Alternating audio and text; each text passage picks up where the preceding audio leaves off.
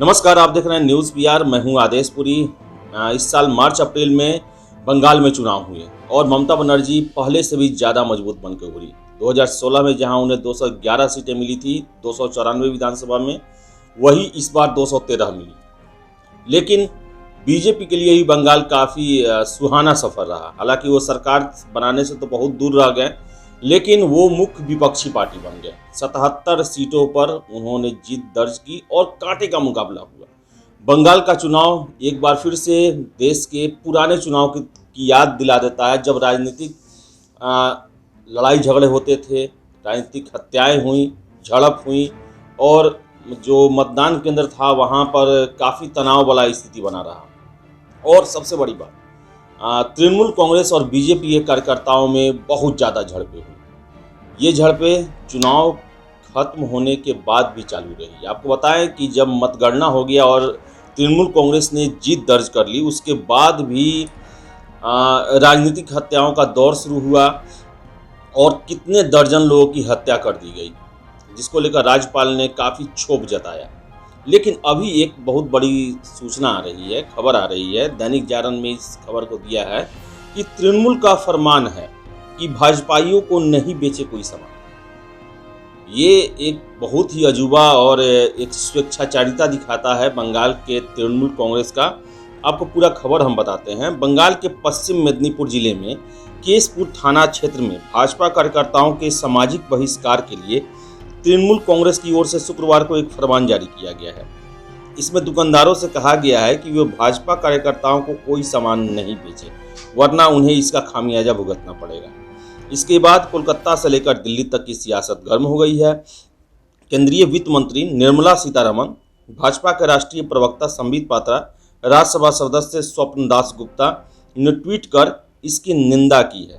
वहीं तृणमूल कांग्रेस के सांसद दीपक अधिकारी ने कहा कि उन्होंने इस बारे में क्षेत्र के पार्टी नेताओं और कार्यकर्ताओं से बात की है।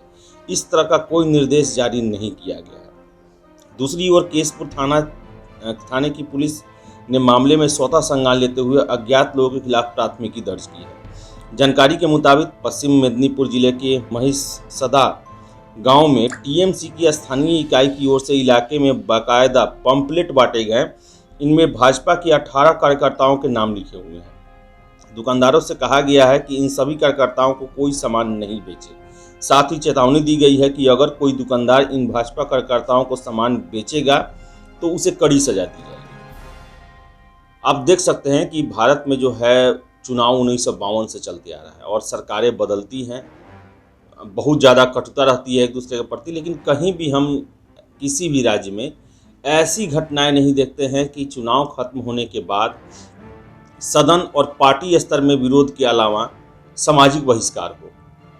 भारतीय लोकशाही की सबसे बड़ी खूबी ये है कि यहाँ राजनीतिक दलों के बीच में मतभेद हो सकते हैं लेकिन मनभेद नहीं है। लेकिन बंगाल जो है इसे दुश्मनागत का जो है अंतिम परिणति पर ले जाना चाहता है कि सामाजिक बहिष्कार के लिए पंपलेट बांटे जा रहे हैं वहाँ पर कि अगर बीजेपी के कार्यकर्ताओं को सामान बेचा गया तो उसका खामियाजा भुगतना पड़ेगा।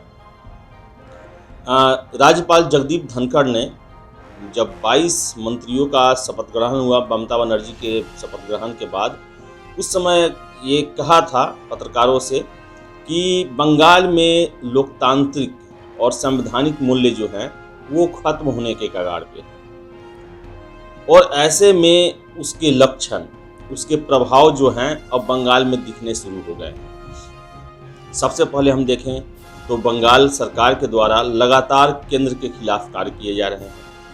आयुष्मान भारत योजना का विरोध किया गया, CAA NRC का विरोध किया गया कि इसे अपने राज्य में लागू नहीं करवाएंगे। बांग्लादेश घुसपैठियों का सवाल में उनके तरफ से खड़ा हो जाती हैं ये। फिर से जो दुर्गा पूजा, जो सांस्कृतिक और धार्मिक जो कार्य होते हैं, जबकि इस हमारे संविधान में दिया गया है कि हम इसमें निरपेक्ष रहेंगे, यानी कि हमारे लिए सभी धर्म बराबर हैं और किसी भी धार्मिक मामलों में हस्तक्षेप हम नहीं करेंगे। लेकिन वहाँ पर ज़बरदस्ती विसर्जन किया जाता है, सरस्वती पूजा का आयोजन करने की अनुमति नहीं दी जाती है।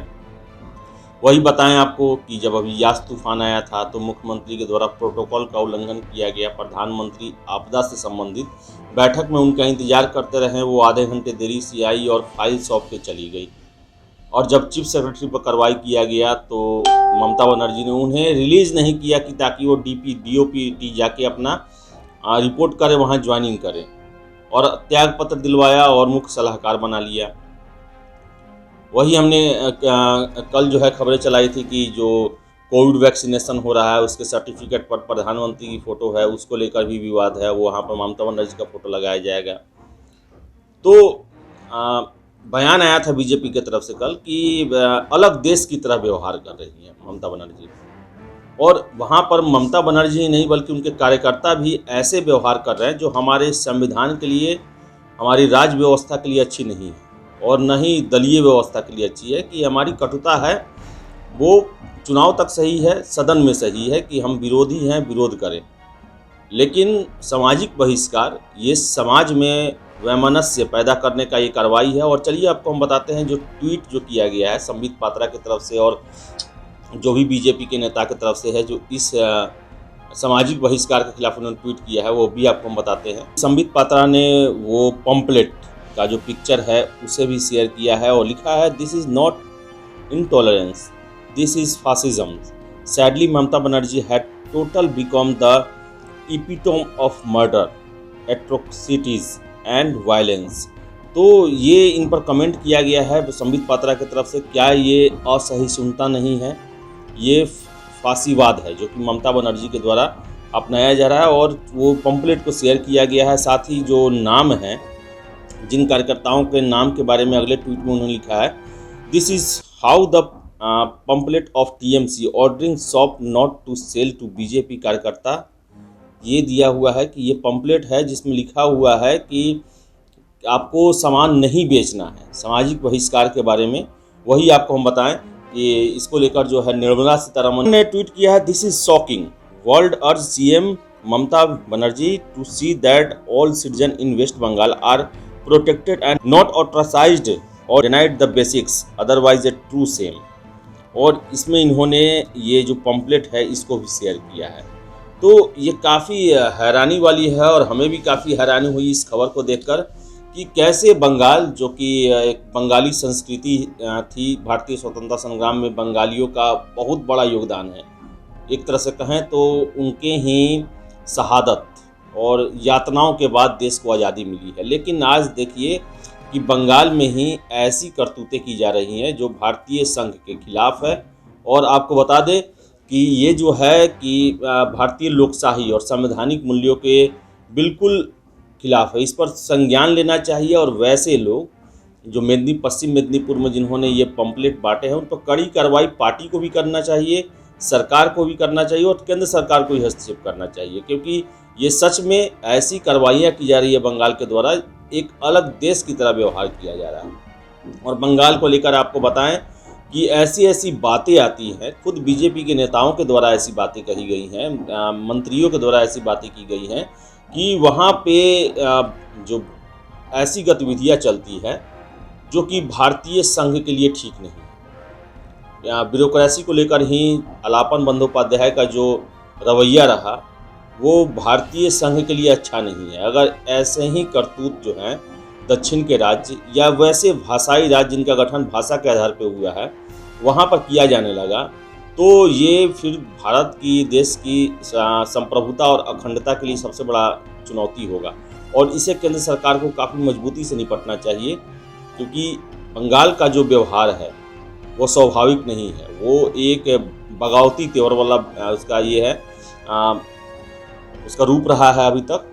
तो काफ़ी आश्चर्य और काफ़ी दुर्भाग्यपूर्ण है। इस पर ममता बनर्जी को कार्रवाई करनी चाहिए। देखिए, राजनीतिक बैर जो है वो सब सही है, लेकिन राष्ट्र के खिलाफ कोई भी गतिविधि नहीं होनी चाहिए। और बीजेपी या कोई भी पार्टी हो, उसका सामाजिक बहिष्कार करने का हक जो है दूसरे पार्टी के हाथों में नहीं है। तो दुर्भाग्यपूर्ण है ये, और इस पर जल्द से जल्द कार्रवाई होनी चाहिए। धन्यवाद।